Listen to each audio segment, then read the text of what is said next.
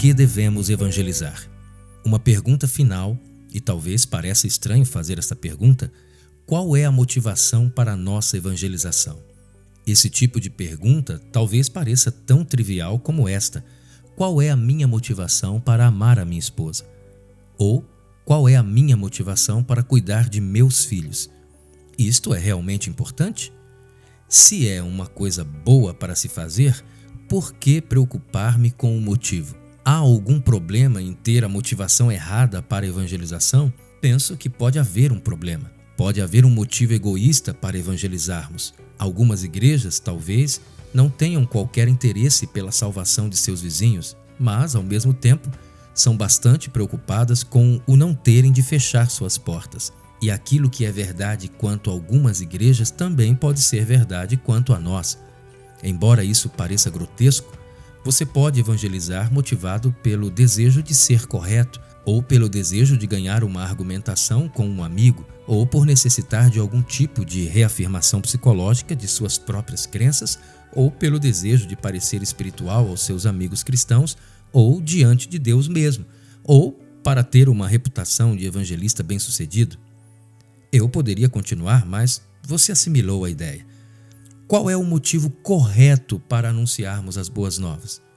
De acordo com a Bíblia, bons motivos para a evangelização são: primeiro, um desejo de ser obediente à grande comissão. Veja Mateus capítulo 28, versículos 18 a 20, 1 Coríntios capítulo 9, versículo 16 e 17. 2. Amor pelos perdidos. Por exemplo, Mateus capítulo 9, versículo 36, João capítulo 3, versículo 16 e Romanos capítulo 10, versículo 1. E 3. Amor a Deus. Em última análise, o amor a Deus tem de ser nosso motivo, se temos de evangelizar como Ele deseja que o façamos. O amor a Deus é o único motivo suficiente para a evangelização. O amor próprio leva ao egocentrismo. O amor pelos perdidos falhará no caso daqueles a quem não conseguimos amar e quando as dificuldades parecerem insuperáveis. Somente um profundo amor a Deus nos manterá seguindo o seu caminho, declarando o seu evangelho quando os recursos humanos falharem. Somente nosso amor a Deus e, o mais importante, seu amor por nós, nos guardará dos perigos que nos cercam. Quando o desejo de popularidade entre os homens ou de sucesso em termos humanos nos tenta a diluir o evangelho e a torná-lo agradável, somente se amarmos a Deus permaneceremos firmes ao lado de sua verdade e de seus caminhos. Em última análise, este amor a Deus leva a um desejo de vê-lo glorificado. Em toda a Bíblia, Deus se revela à sua criação. Compartilhamos o evangelho para glorificar a Deus. À medida que as verdades a respeito dele se tornam conhecidas à sua criação. A chamada à evangelização é uma chamada a direcionarmos nossa vida ao exterior. Deixarmos de focalizar a nós mesmos e nossas necessidades e focalizarmos a Deus e o mundo que Ele criou. E isso inclui amar as pessoas feitas à imagem de Deus que ainda estão em inimizade com Ele, alienadas dele e necessitadas da salvação do pecado e da culpa. Glorificamos a Deus quando declaramos as grandes coisas que Ele fez em Cristo a favor dessas criaturas feitas à imagem dele. Esta não é a única maneira pela qual glorificamos a Deus, mas é uma das principais maneiras que Ele nos deu como cristãos, pessoas que o conhecem por meio de sua graça em Cristo, para que o glorifiquemos. Lembre-se da exortação de Pedro aos cristãos no século I, a fim de que vivessem para a glória de Deus, mantendo exemplar o vosso procedimento no meio dos gentios, para que naquilo que falam contra vós outros como de malfeitores, observando-vos em vossas boas obras, glorifiquem a Deus no dia da visitação. 1 Pedro capítulo 2, versículo 12. Todos nós devemos evangelizar, contar as boas novas a respeito de Jesus. Devemos fazer isso com honestidade, urgência e alegria, vivendo de um modo que, conforme nossa mensagem, fazendo tudo isso para a glória de Deus. Em meu escritório, tenho um livro escrito por C.S. Lovett, intitulado Facilitando o Ganhar Almas. Neste livro, Lovett delineia um plano de ganhar almas, baseado em técnicas de vendas da época em que ele escreveu em 1959. Você está no comando, disse Lovett, falando aos cristãos como se estes fossem vendedores. O ganhador de almas bem treinado pode levar aquele a quem ele evangeliza à decisão por Cristo. Não há terreno neutro à medida que ele avança com segurança e habilidade rumo ao ponto de salvação. É o controle que ele exerce sobre a conversa que torna isto possível. Ele sabe exatamente o que falará em cada passo do caminho e pode até antecipar a resposta positiva da pessoa a quem ele evangeliza. Pode manter a conversa focalizada no assunto principal e impedir que sejam introduzidos assuntos não relacionados.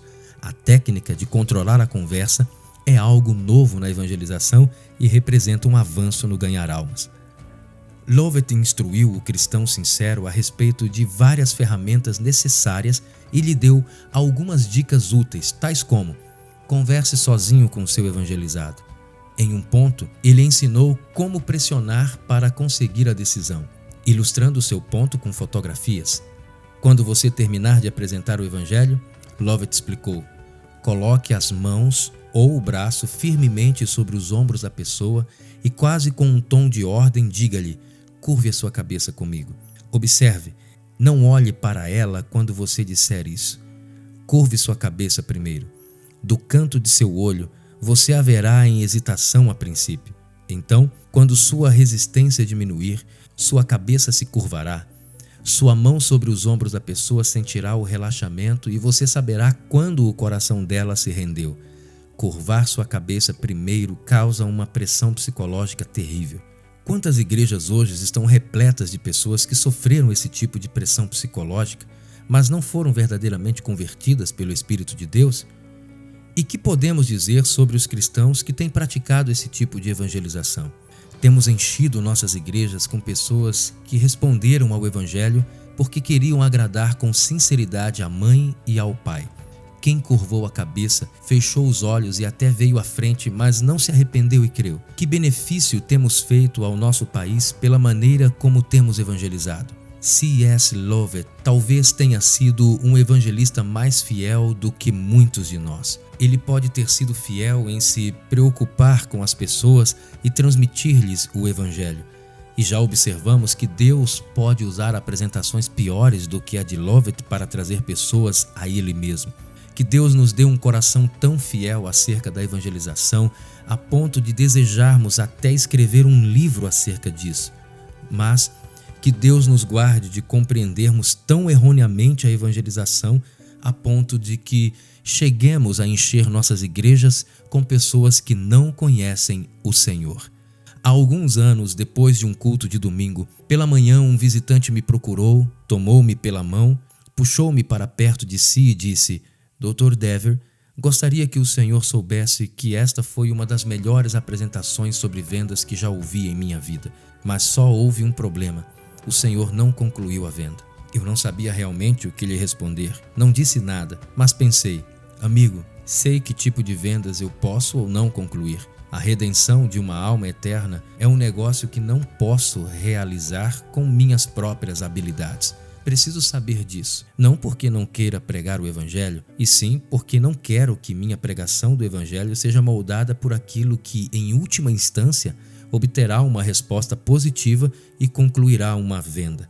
Em vez de usar todas as minhas capacidades para convencer e mudar o pecador, enquanto Deus fica por trás, como um homem gentil esperando tranquilamente que a pessoa espiritualmente morta, seu inimigo declarado, o convide a entrar em seu coração, pregarei o Evangelho com amabilidade, tentando persuadir, mas sabendo que não posso converter. Por isso, me mantenho atrás enquanto Deus usa todos os seus poderes para convencer, converter e mudar o pecador. Assim, verei com clareza quem pode realmente chamar o morto à vida. Deus pode usar qualquer pessoa para a sua glória. Ele gosta de usar qualquer pessoa. Deus resolveu usar Moisés, o hesitante, e usou Paulo, o nacionalista judeu, para alcançar os gentios. Ao usar pessoas improváveis, Deus recebe a glória. Charles Spurgeon nos informa como George Whitefield, o grande evangelista do século XVIII, foi perseguido por um grupo de escarnecedores que se intitulava Clube do Fogo do Inferno. Quando Whitefield se levantava para pregar ao ar livre, este pequeno grupo de homens permanecia do lado e o imitava. Eles não criam em nenhuma palavra do que era pregado. O líder do grupo se chamava Thorpe. Um dia Thorpe estava imitando Whitefield para os seus colegas. Ele apresentava com brilhante exatidão o sermão de Whitefield, imitando perfeitamente o seu tom de voz e expressões faciais, quando ele mesmo foi tão comovido que se assentou e foi convertido ali mesmo. Que nós, como igrejas e indivíduos, nos envolvamos no ministério de evangelização e que Deus nos ajude a não fazê-lo de modo errado, e sim de um modo que apresente o evangelho com clareza. E quando fizermos isso, começaremos a ver bons frutos. A membresia da igreja começará a recuperar seu significado. Falaremos mais sobre este assunto no próximo capítulo. E o evangelho começará a se tornar visível ao mundo em nosso redor, até ao mundo que está na igreja. Algumas vezes, esta acusação é colocada diante de nós. Se você crê na eleição, não evangelizará. No entanto, preciso dizer-lhe que os grandes evangelistas na história da igreja cristã criam que a salvação ocorre por meio da eleição de Deus. Isso não obscureceu os esforços evangelísticos de Whitefield ou de Edwards, de Carey ou Judson, ou de Spurgeon, ou de Lloyd Jones, de Francis Schaeffer, ou de James Kenneth, de Tim Keller ou John Piper. De fato, como alguém que deseja ver mais evangelização, minha preocupação é exatamente o contrário. Se você não crê no que temos considerado nesses últimos estudos, o Evangelho é as boas novas da ação de Deus. O Pai elege, o Filho morre e o Espírito atrai. A conversão é a única resposta de nossa parte aos dons do arrependimento e da fé que Deus nos outorga. E a evangelização é a nossa simples, fiel e piedosa transmissão destas boas novas. Se você não crê nestas coisas, então me preocupo com o fato de que você prejudicará a missão de evangelização da igreja, produzindo falsos convertidos, enchendo as igrejas com pessoas que não conhecem verdadeiramente a Jesus. Você contará às pessoas histórias capazes de fazê-las chorar. Seus corações serão comovidos, elas farão uma decisão sincera, mas não serão confrontadas com a realidade de seus pecados, com a necessidade de arrependerem-se e serem confrontadas pelo Espírito Santo. Esse método não lhes dará vida nova. No entanto, elas serão batizadas, se tornarão membros da igreja e arroladas nas atividades da igreja. Precisamos entender quão radical é o Evangelho e quão má é, por natureza, a situação do homem, porque se não entendermos isso, obscurecemos o Evangelho. A evangelização não se refere de modo algum à nossa capacidade de promover nossos artigos religiosos. Sei que o desânimo pode atingir profundamente alguns de nós quando fazemos o melhor para compartilhar as boas novas e vemos que elas são recebidas com desprezo ou incredulidade. Mas neste caso, temos de lembrar que nossa parte consiste apenas em entregar a mensagem. Deus trará os resultados. Quando Paulo se sentiu desanimado, o Senhor lhe disse algo para encorajá-lo a continuar proclamando o Evangelho. E o que o Senhor disse pode ser considerado uma afirmação da doutrina da eleição. Teve Paulo durante a noite uma visão em que o Senhor lhe disse: "Não temas, pelo contrário, fala e não te cales, porquanto eu estou contigo, e ninguém ousará fazer-te mal, pois tenho muito povo nesta cidade." E ali permaneceu 1 ano e 6 meses, ensinando entre eles a palavra de Deus. Atos capítulo 18, versículo 9 a 11. Deus usou a doutrina da eleição como um estímulo para que Paulo continuasse na evangelização. Precisamos ver o fim do ponto de vista superficial e errôneo da evangelização, de que esta é apenas fazer as pessoas dizerem sim a uma pergunta ou fazê-las tomar uma decisão. Precisamos ver o fim dos maus frutos da falsa evangelização. Precisamos ver o fim da atitude de pessoas mundanas serem asseguradas de que são salvas. tão somente porque tomaram uma posição, levantaram a mão ou repetiram uma oração. Precisamos ver o verdadeiro avivamento não se perder em meio às reuniões agendadas e fabricadas por nós mesmos, que as chamamos entusiasticamente de avivamentos, como se pudéssemos determinar quando o vento do Espírito de Deus soprará. Precisamos ver o fim da membresia de igrejas cujo número é maior do que aqueles que estão realmente envolvidos no ministério da igreja, e o fim da inércia em nossa vida quando ignoramos o mandato evangelístico, a chamada para compartilharmos as boas novas. Precisamos ver o fim desta frieza debilitante e letal para com a gloriosa chamada de contar aos outros as boas novas. Ainda precisamos ver uma renovada alegria e compromisso com o grande privilégio de compartilharmos as boas novas de Cristo com um mundo perdido que nos cerca. Você é um cristão hoje porque alguém um dia se mostrou fiel a esta comissão.